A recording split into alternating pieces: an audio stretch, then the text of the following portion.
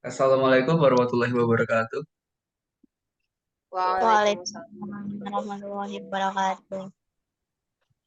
Oke, di sini kami kelompok 3 akan menjelaskan sedikit tentang tugas proyek kami yang kami mengambil studi kasus atau implementasi matriks dalam penjualan jasa desain grafis, pembuatan makalah dan pemrograman. Nah, di sini akan dijelaskan oleh teman saya, Aira. Pertama yaitu penerapan matriks dalam analisis bisnis. Matriks digunakan dalam analisis bisnis untuk menyederhanakan representasi dan perhitungan data.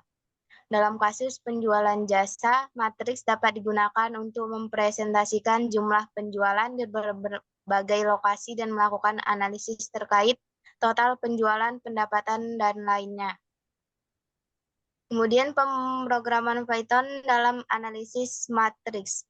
Python menyediakan beberapa pustaka seperti NumPy yang memudahkan operasi pada matriks. Dengan menggunakan Python, proses perhitungan yang rumit dapat diselesaikan secara otomatis dan efisien.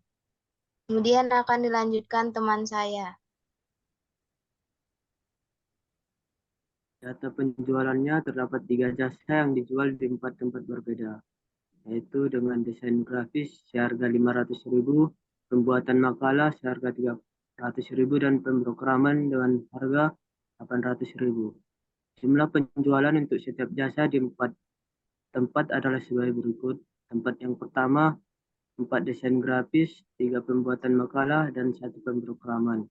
Tempat kedua, 2 desain grafis, 3 pembuatan makalah, dan 1 pemrograman. Tempat ketiga, 2 desain grafis, 6 pembuatan makalah, dan 2 pemrograman. Tempat keempat, 1 desain grafis, 2 pembuatan makalah, dan 2 pemrograman. Selanjutnya akan dilanjutkan dengan teman saya. Baik, selanjutnya kita akan membahas tentang representasi dari matriks tersebut. Jadi, data penjualan di 4 tempat dapat direpresentasikan dalam bentuk matriks sebagai berikut. Yang mana pada baris pertama itu merepresentasikan tempat pertama, yakni 4, 3, dan 1. Yang mana 4 tersebut adalah data penjualan desain grafis, kemudian 3 adalah pembuatan makalah, dan 1 adalah pemrograman. Kemudian hal yang sama pada baris kedua, yaitu 2, 3, 1, ini adalah data penjualan pada tempat yang kedua. Kemudian 2, 2, 6, 2 adalah data penjualan pada tempat ketiga, dan 1, 2, 2 adalah data penjualan pada tempat keempat. Harga dari setiap jasa juga direpresentasikan dalam bentuk vektor, yang mana ada harga desain grafis yakni 500.000, kemudian pembuatan makalah 300.000, dan juga pemrograman dalam baris ketiga yakni 800.000. Kemudian akan dijelaskan lebih lanjut untuk implementasi Python oleh Rezi. Oke, di sini bawah langsung codingan. Oke, di sini kami menggunakan pemrograman berbasis Python ya. Nah, untuk kode pemrogramannya sendiri bisa dilihat langsung pada layar. Nah, di sini saya akan menjelaskan satu persatu apa sih yang tertera pada codingan tersebut. Nah, karena kita menggunakan kode program Python, hal yang pertama harus kita lakukan itu adalah mengimport library NumPy. Itu library Python untuk menyelesaikan masalah-masalah yang berkaitan dengan numerik. Jadi import NumPy as NP itu kita import library-nya, lalu kita masuk ke penjualan sama dengan NP array. Nah, itu adalah di baris tersebut kita akan mendefinisikan array dua dimensi dari NumPy tersebut, yaitu array penjualan menggunakan fungsi NP array. Array ini merepresentasikan data penjualan di mana setiap baris sesuai dengan lokasi tempat dan setiap kolom sesuai dengan jasa. Seperti pada isinya yaitu di baris pertama ada 431. Kolom pertama merepresentasikan penjualan jasa pertama yaitu desain grafis. Kolom kedua adalah pembuatan makalah dan kolom ketiga adalah pemrograman. Kita masuk saja ke baris selanjutnya, itu harga sama dengan NPRA. Ini sama seperti sebelumnya, yaitu kita membuat sebuah array, tapi yang kali ini kita membuat array satu dimensi dengan fungsi NPArray sama seperti sebelumnya.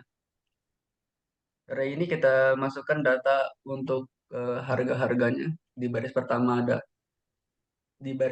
atau yang dikenal sebagai indeks 0 itu ada harga untuk penjualan desain grafis. Indeks pertama ada penjualan untuk pembuatan makalah, dan indeks kedua ada harga penjualan untuk pembuatan program.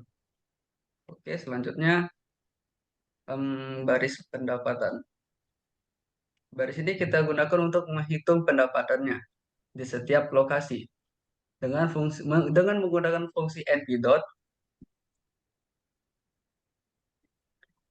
dan operasi ini dapat mengalihkan setiap elemen matriks penjualan dengan elemen yang sesuai dengan vektor harga dan menjumlahkan hasilnya.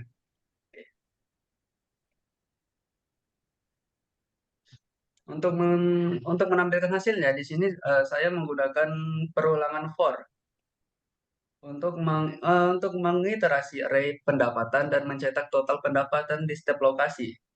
Nah, di sini saya juga memasukkan fungsi enumerate.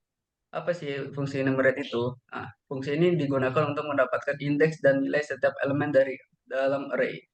Yang mana kita ketahui ada dua array di sini, yaitu array untuk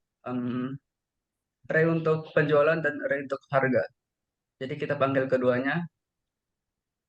Nah, lalu kita print di sini untuk mencetak hasilnya dengan tambahan format string f-string. Itu digunakan untuk membuat string yang diformat untuk setiap lokasi. Lalu outputnya itu akan akan tertera seperti baris pertama, total pendapatan di tempat satu adalah 3.700.000, di tempat kedua adalah 2.700.000, ya, 2.700.000, tempat ketiga 4.400.000, dan tempat keempat ada 2.700.000. Mungkin segitu saja penjelasan kode programnya dari saya. Oke, selanjutnya. Baik, saya akan melanjutkan. Jadi setelah kita menggunakan program yang dijelaskan oleh Regi tadi, seperti yang dibilang Regi, dari tempat pertama keuntungan dari mereka menjualan itu menghasilkan 3.700.000, tempat kedua 2.700.000, tempat ketiga 4.400.000, dan tempat ketiga 4.400.000, tempat keempat 2.700.000.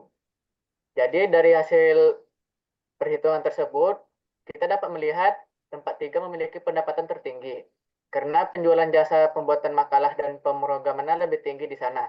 Sedangkan tempat 2 memiliki pendapatan lebih rendah meskipun jasa pembuatannya lebih cukup diminati. Tempat 1 dan 4 memiliki pendapatan yang cukup stabil. Namun jumlah penjualan jasa desain grafis lebih dominan di tempat 1. Baik. Oke. Mungkin kita kembali dulu ke paling atas. Kami belum menjelaskan kenapa sih kami memilih untuk mengimplementasikan sistem matrik ini ke dalam penjualan jasa tersebut. Nah, di sini kita masuk ke rumusan masalahnya. Kenapa sih kami memilih materi ini? Mungkin bisa dibacakan oleh Raffi. Baik, di sini kami memilih materi matriks karena matriks ini bisa digunakan untuk menganalisis data penjualan 3 jenis di 4 lokasi berbeda. Dan kita bisa juga menghitung total penjualan dan pendapatan setiap jasa menggunakan matriks.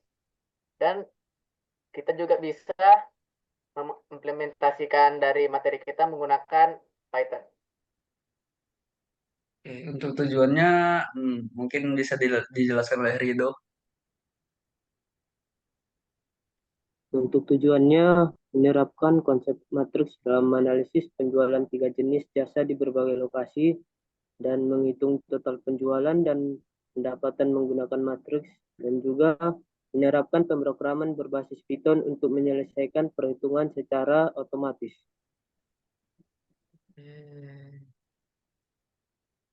Oke, nampaknya mungkin nggak usah. Oke, mungkin itu saja dari kami ya. Jika ada salah, mohon maaf. Lebih dan kurang juga mohon maaf. Oke, sekian dari kami. Terima kasih. Assalamualaikum warahmatullahi wabarakatuh. Waalaikumsalam warahmatullahi wabarakatuh.